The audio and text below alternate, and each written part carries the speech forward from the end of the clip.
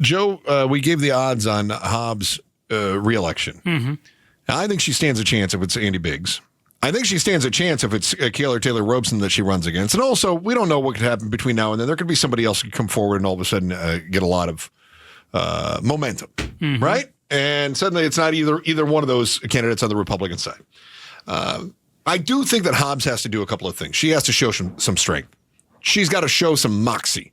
She's going to have to stand up to some of the people in the House right now who are all jockeying not only to get their own agenda passed, but also to make a name for themselves. If Warren Peterson, right? Warren P. as his street name. If Warren P. decides he wants to run for governor, right? That throws a wrench in Biggs' plans. That throws a wrench in Karen Taylor Robeson's plans. And all of a sudden, now you've got a standoff between the Senate president, Warren P., street name, and Katie Hobbs. What's her street name? Big K? Hippity Hop? Hippity Hobbs? Hippity Hop Hobbs? Okay. So whatever it is, now you've got the standoff. You normally have a standoff when you've got a Democratic governor and a Republican Senate president, right? And you've got Republican control in the state legislature.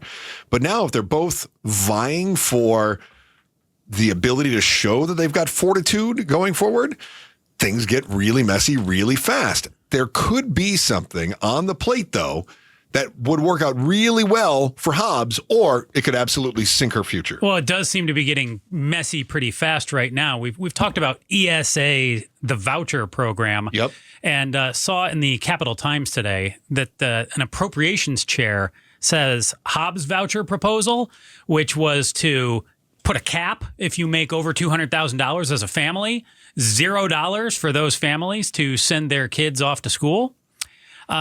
The appropriations chair says that plan, dead on arrival. Wow, he busted a cap in her cap. So he's throwing down the gauntlet and saying she wants to have, what was it, 100,000 or 150,000, and then have it tiered down 100,000 to zero? Yes. At 200,000? If your family brings home more than $200,000, then you don't, you're not getting any money for ESAs. But the Republican legislature says, forget about it. Yeah, David Livingston from Peoria says, we're not going for that. No chance.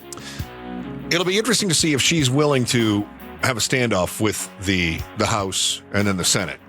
I think she needs to. I think she has to draw a line in the sand on something. She's already she wants to get rid of ESAs altogether.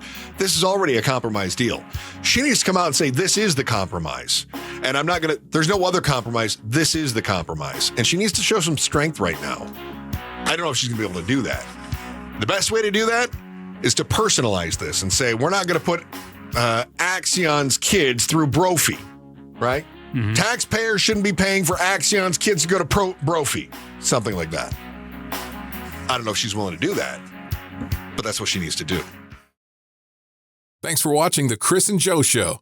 Click to see more from Chris and Joe and tap the button in the middle to subscribe to KTAR News.